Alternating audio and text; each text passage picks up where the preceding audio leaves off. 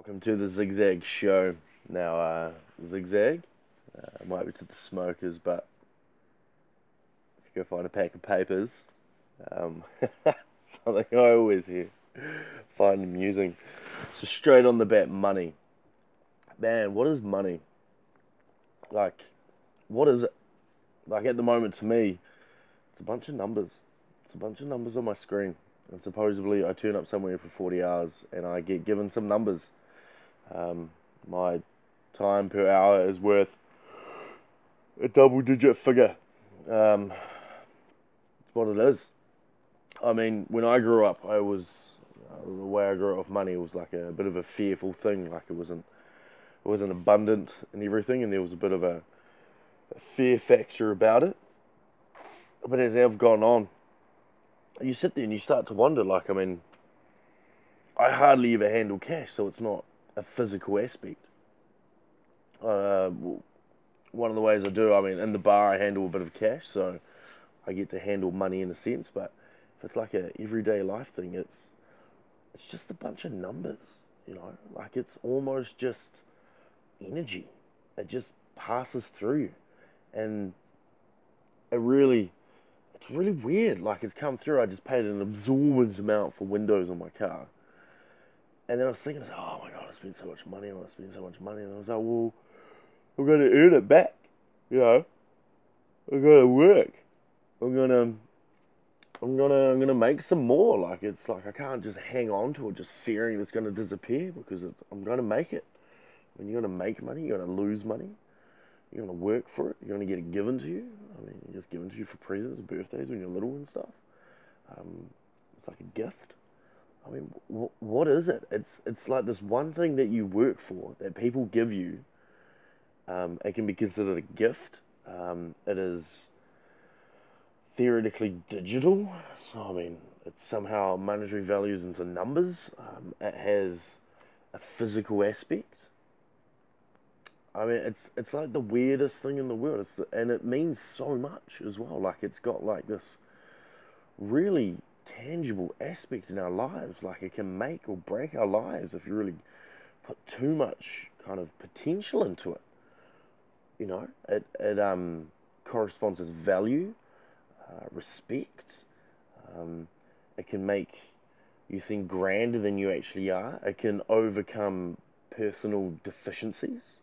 It can make bullshit all right.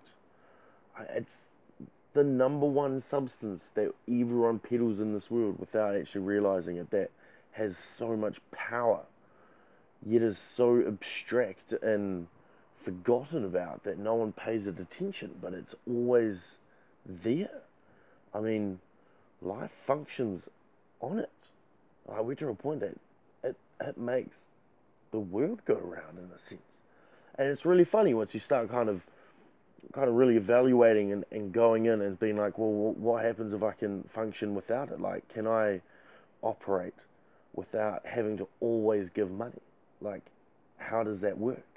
Like, how does that work to not actually use money to get things? So, can I do a barter system? Can I replace it with something? Because I mean, originally it was all barter. You would trade corn for cattle, cattle for a cart, and then you have like gold, which is based on the monetary aspect. And then that was kind of changed upon, and then the value of the dollar was upon the weight of gold, and you can still buy weights of gold now. So gold's the original, and then money is just a different.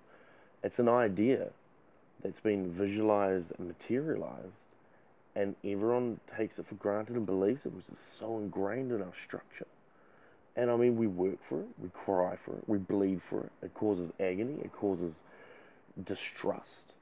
I mean, it's crazy how badly this influences, and how much, and how weirdly we don't understand it. We have no understanding of it. We just believe it's our friend.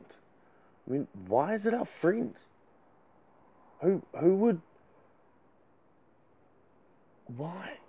You know, we think it's here to help us. It's not. You know, it's not a person. It's not something that's here to help you out when the times are bad. It's something. It's almost like energy. It's something that you hold. It's something that you manage. It's got nothing to do with you. It's got no reflection on who you are, what you do. Oh, it's crazy. And it really reflects on how hard you work.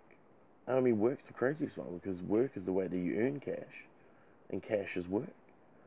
And we just, and then now you get kind of loans where you get, at the moment, we're like, you can get free money.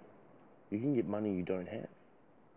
You can buy things that you can't afford. You can have things that you don't actually have the capital to get. It's crazy, you know. You don't even need it to get things. People will give it to you and then demand it back, and then they make money off money.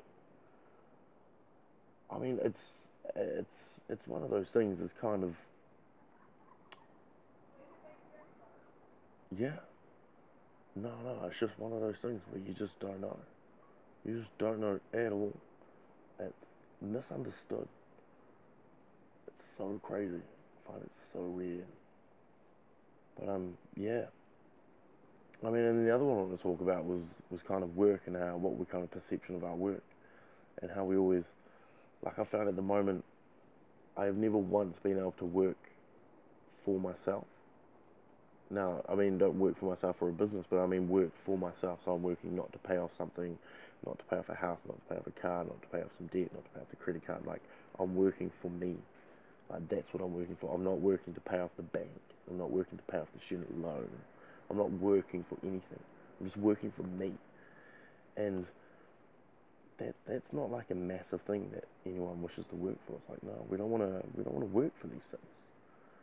I think it's almost like a disrespect of money and actually thinking that it has more power than it has.